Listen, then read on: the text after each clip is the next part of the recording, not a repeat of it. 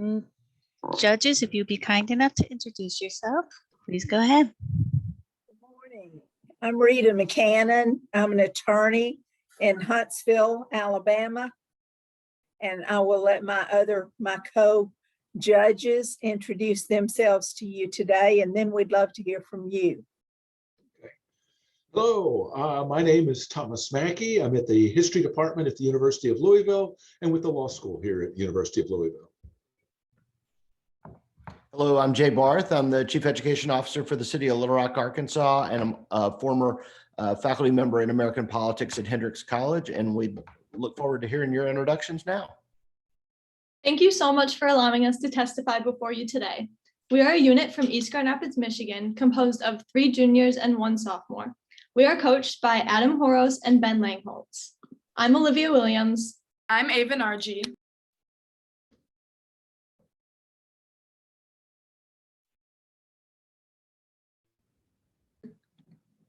I'm Rachel Williamson. I'm Ainsley Workman, and we're Unit 3. All right.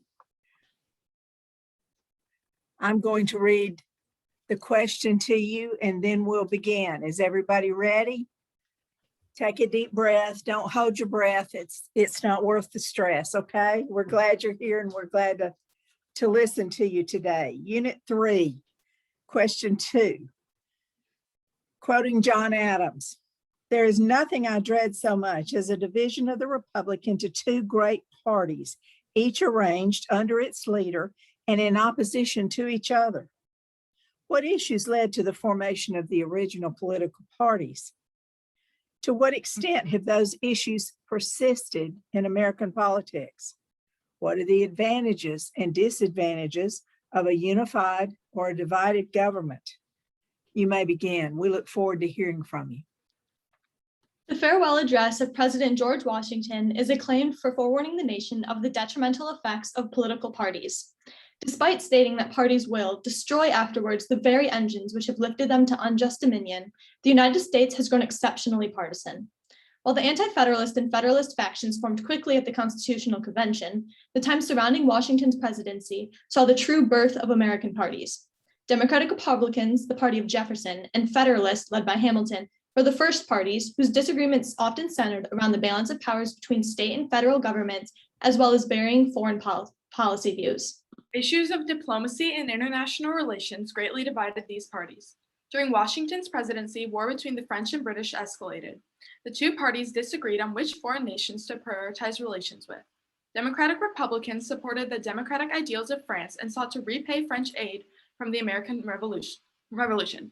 Conversely, Federalists supported England due to their practicality and stability as a partner. The initial parties also disagreed on developing an agrarian society versus urban and mercantilistic society. Democratic Republicans predominantly inhabit rural areas and aimed for the U.S. to be a locally run agrarian nation. They opposed tariffs which threatened American exports. Federalists largely resided in urban areas and favored policies encouraging manufacturing and international trade.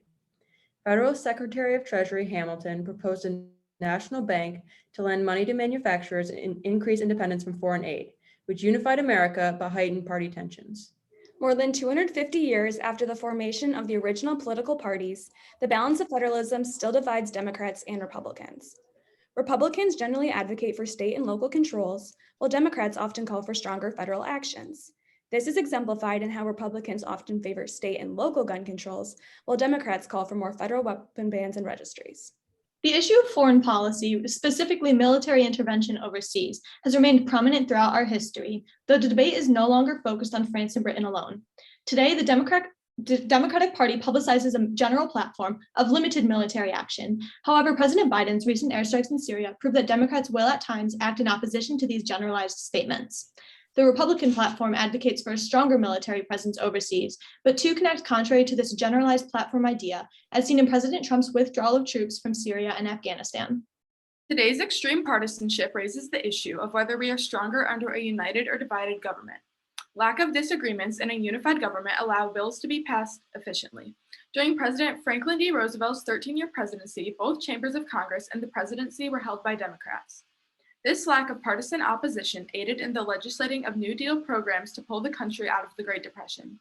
However, a united government reduces the need for compromise, which can lead to perfunctory and biased legislation. The US is more likely to engage in international conflicts when the federal government is held by one party. For instance, Democratic President Johnson was able to escalate the Vietnam War with a Democratic-held Congress, despite the vast majority of the American public opposing the war. This illustrates the potential downfalls of a united government, as unpopular decisions can easily be made. Divided government also introduces challenges such as gridlock. Since the 1990s, there has been a lack of willingness to compromise between parties, making legislating an untimely and arduous process. Following the 2014 midterm elections, where Republicans gained Senate control, Senate Majority Leader McConnell vowed to make President Obama a one-term president, threatening a record number of filibusters. However, when parties cooperate across the aisle, reforms passed have proven to last longer, as seen in the Reagan tax cuts of 1981 and 1986, as well as the Americans with Disabilities Act. The founders designed our democracy for compromise and collaboration in order to govern in favor of the whole nation, not just one party or faction. Thank you. We are now ready for your questions. Gentlemen, y'all want to go first? Sure. Let me jump in, I guess. I'm always happy to talk about political party formation. This is one of those big topics in American history from the 18th century to today. And how do we manage these strong personalities and these strong feelings on the public policy issues of the day and channel them somehow into appropriate modes of dealing with them? The question, as well as much of your answer, suggests there's a sort of a negative quality to political parties. So my question, where I want to start, is: so what do political parties do well? What are their advantages? What do they bring to the table, and therefore why do they last? Political parties, although they have their downfalls, are very effective in getting certain candidates in office because they're able to form a national platform so that people really know what this party's idea is. And they also can support funding for certain candidates, which makes it really important to get certain ideas into national legislatures and state legislatures because the parties can have such a broad reach on the public. Additionally, another advantage to political parties is that they are very helpful in getting legislation passed because party leaders are able to organize their party and get everyone to compromise or agree to help pass legislation. Whereas if there weren't political parties and each senator or representative was sort of out for themselves, then nothing would be very organized and it would be very difficult for legislation to be passed in Congress.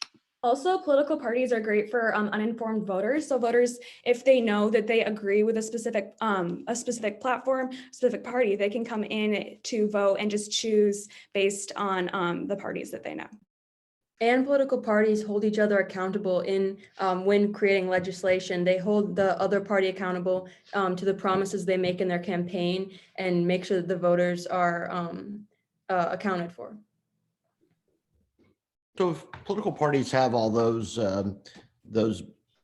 if not benefits, at least practical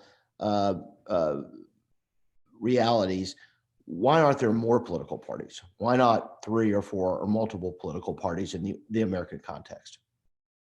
In the United States, our electoral system for nearly all local, state, and federal elections uses a first-past-the-post system. So the candidate with the most votes will win, regardless of how many different candidates there were and what percentage of the population voted for them.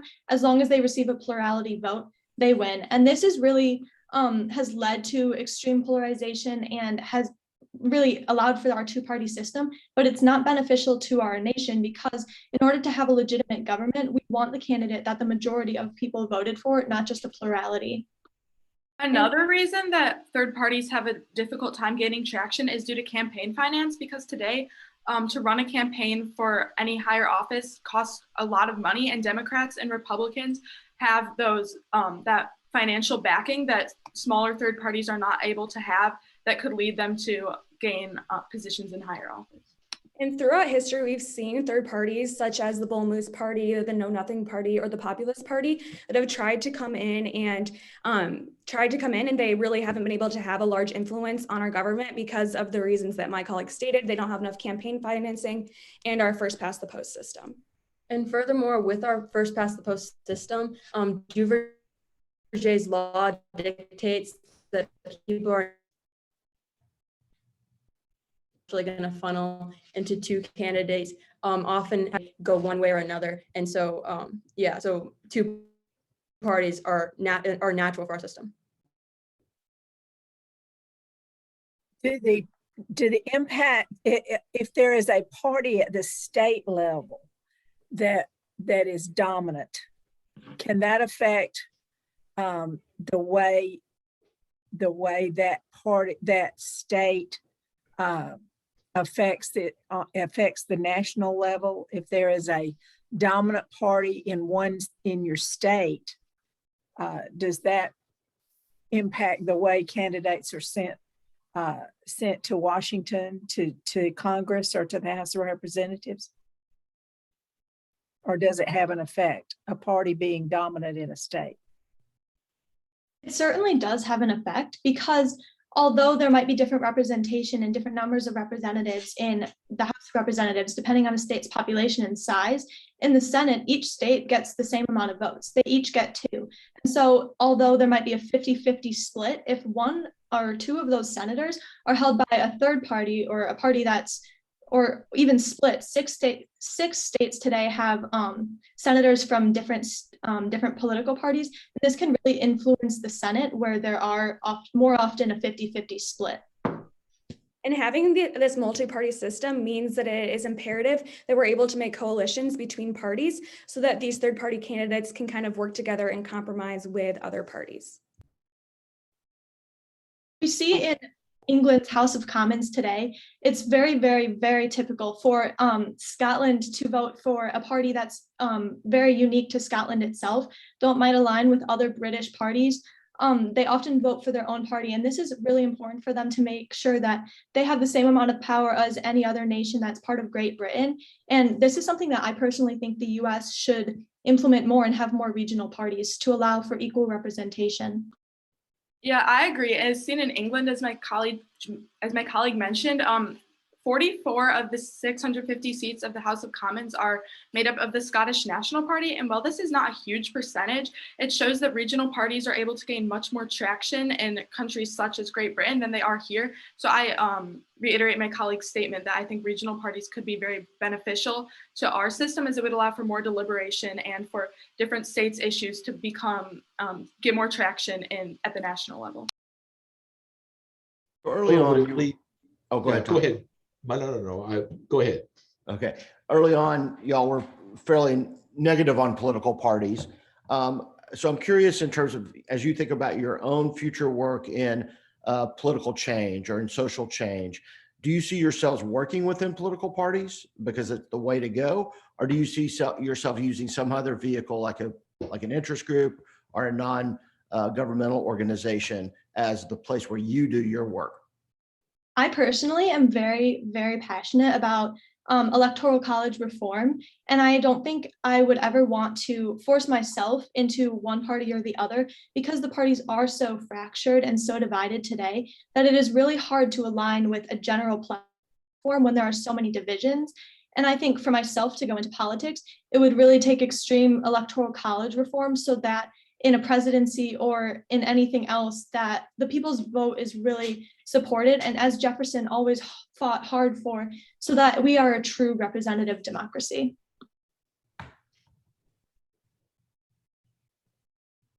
Tom, one more. I've sort of lost it. But I think this is an interesting question. Do you want to bring about change through the systems as we have it, or from outside groups like interest groups and such? So this is also one of those big topics that confront Americans through time and space. So I would give anything if we had another 30 minutes, because you mentioned electoral college, and I want somebody to solve it. So good job, girls. It's just really excellent, and you prepared so well and had so many good answers. Gentlemen? Yeah, I too like this a great deal. I'm sorry, Jay. that I thought you covered the waterfront. I thought you could have circled back and used a strict versus loose construction through time and space a little more, but you don't have to. That's one construct to kind of make sense of this really tough problem of political parties and how do we challenge big personalities and issues into public policy through time and space. So it's a tough question. I thought you did a nice job on it. I thought y'all really moved across the team really well. I mean, y'all really kind of stayed in your own lane, didn't intrude into others, but also in a really orderly fashion, used the entirety of y'all's insights. And that obviously paid off in terms of the ability to get as much out as possible in a very limited amount of time. So congratulations there. Yeah. Good luck Thank the rest you. of the way. Thank you so much. Yeah. Yeah. Well done. Thank you. Thank you. Yeah. Bye. Thank you.